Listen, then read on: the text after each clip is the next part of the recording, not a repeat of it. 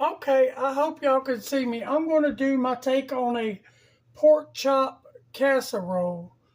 I was going to do fried pork chops today, but my husband said he wanted something different. So I said, well, what about a pork chop casserole? I've never done a video on it. In my oven, I have 1 stick of butter melting in my casserole dish. And it should be ready. Yep. All right, let me get it out.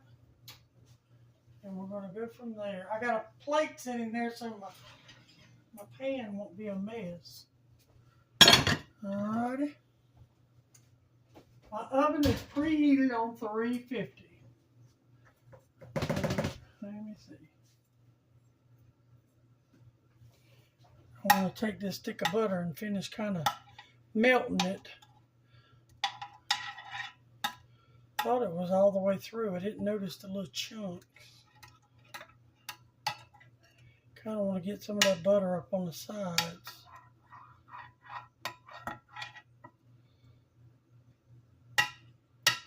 Sorry. Thought I was quite prepared, but I guess I was not. Smells good. This is salted butter. I always pretty much use salted butter for anything. Most recipes call for butter, so I figured, most recipes that call for butter usually later on call for salt too. So, okay, that's good. I'm going to move all this stuff around, and everything, as always, will be in the bottom. I'm going to move this over because you see what I've done. Oven preheated to 350. Okay. I have already took the bones out of my pork chops. I got 3.5 pounds of pork chops. I got out the markdown because they're ugly pork chops, but they're good for frying. They're good for, if you ain't got nothing to eat, they're good for. But anyway, they were $1.60 for all those pork chops. I've already deboned them and tossed the bones away, but I kind of want to cut the pieces up a little smaller, I think. Just some of them. And I just use my kitchen shears to cut them. And you cut them in as small as pieces as you like. He does, if I left them whole, he wouldn't care. And I have before left them whole. I just kind of thought I wanted to do something a little different.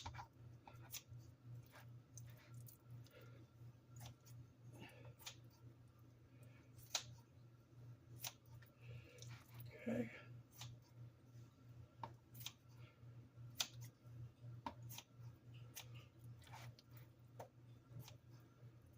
And we're not going to cut them up so small you can't see any pork chops.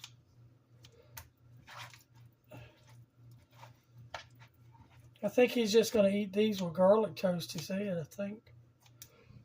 Because it's going to be a whole meal in one. And he has never met a casserole he didn't like. I think that might be fine for me. Yeah. That's pretty good. I think it'd be pretty good for him too. Let me wash my hands.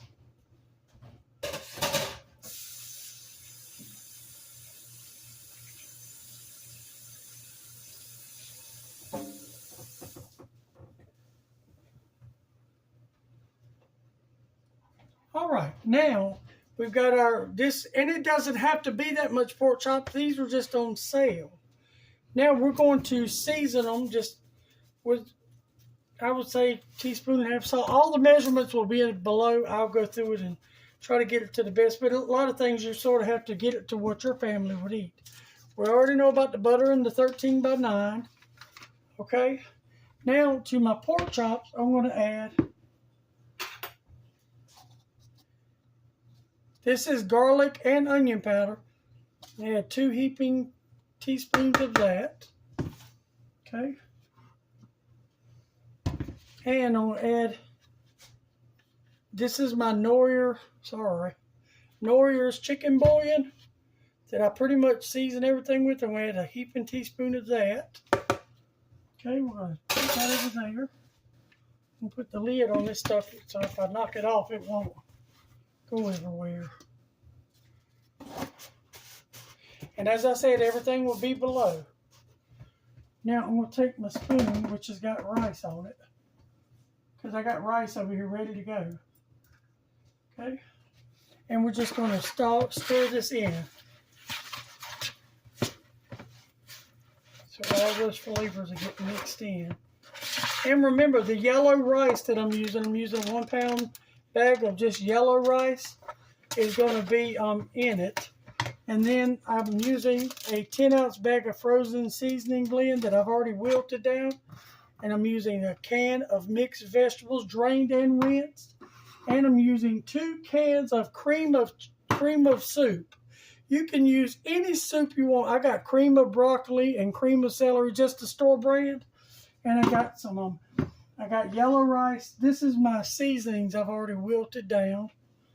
And I got cheese. We're going to top it at the top with some cheese. Okay. I'm going to add my mixed vegetables in there. And we're going to come in. And I got a spoon over here for you. And we're going to add both our cans of soup.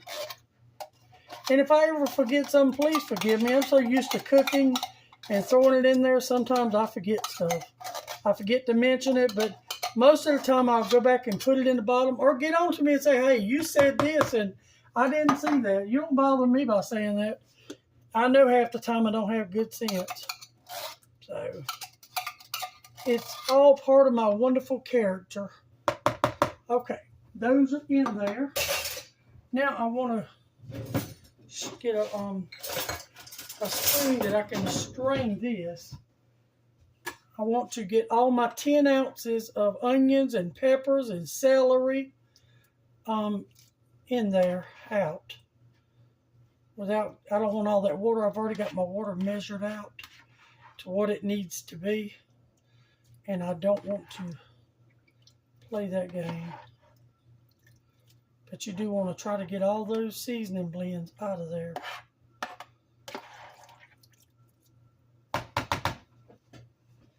Okay.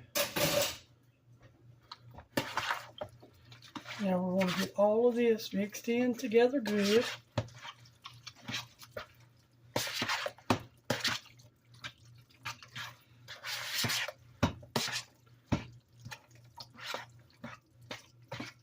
Smells wonderful.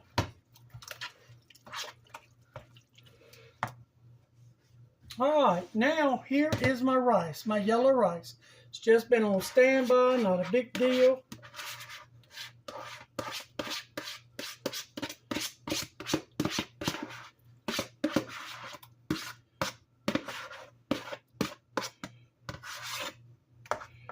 All right, set you to the side.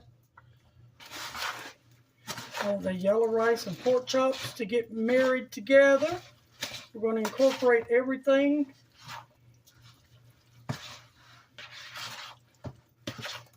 I usually only use like a pound of pork chops. I'm kind of worried about my dish, but I think it'll be all right. I'm going to set it on a sheet pan just in case it overflows.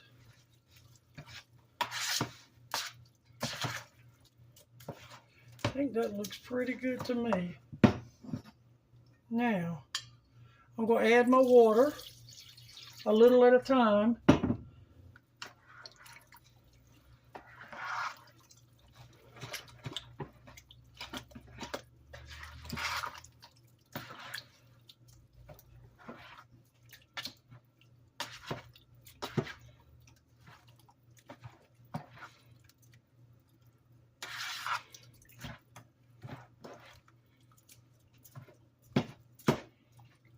All right, I think that might do it for my water as well.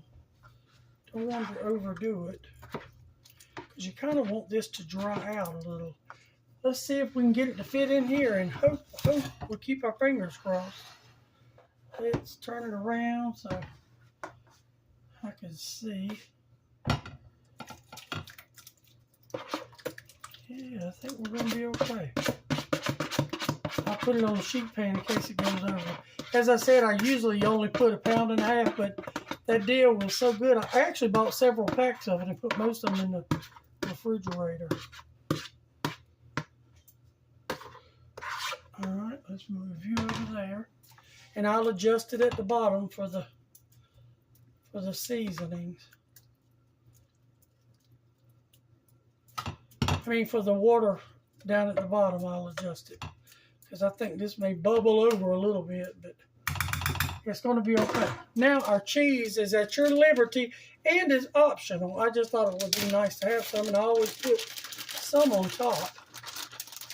I don't put a lot. And this is going to stay in the oven for about 45 minutes. Just want to give it a little bubble on top. I think that may do it. And if we want more, we can add more later. All right, let me seal you back up.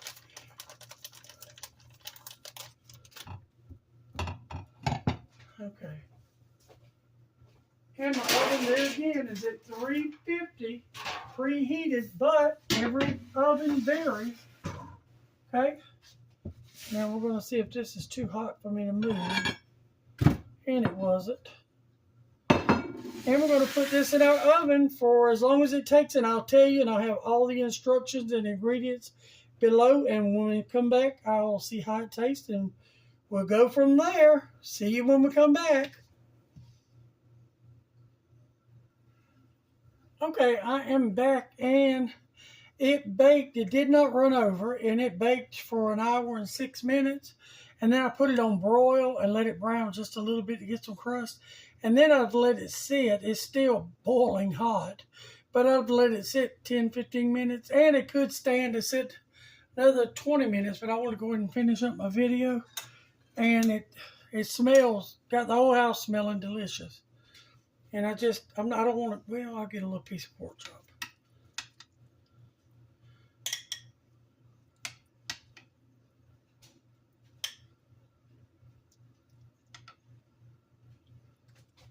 That is what it looks like. There's a piece of pork chop. Look how tender that pork chop is. And this is just absolute dirt cheap pork chop. I mean, I think it was like 80 cents a pound or something. Maybe it was 3 pounds, $1.65. 70 cents a pound? No, 50. About 60 cents a pound.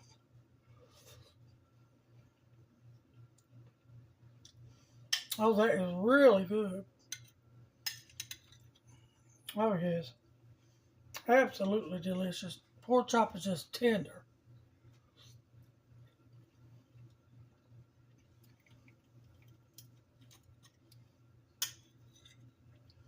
There's a piece of pork chop inside.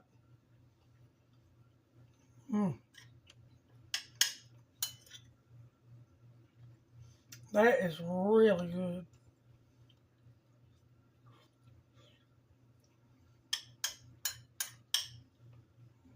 Well, I hope y'all liked it. And thank you for joining me again today with another wonderful recipe. It really did turn out good. I have made this before, but I hadn't put this much pork chop in it before. I've usually used 1.5 pounds, but you'll see in the recipe below that that's what I said. But it turned out absolutely amazing. But again, thank you. I love y'all. Like, share, and subscribe. Bye-bye.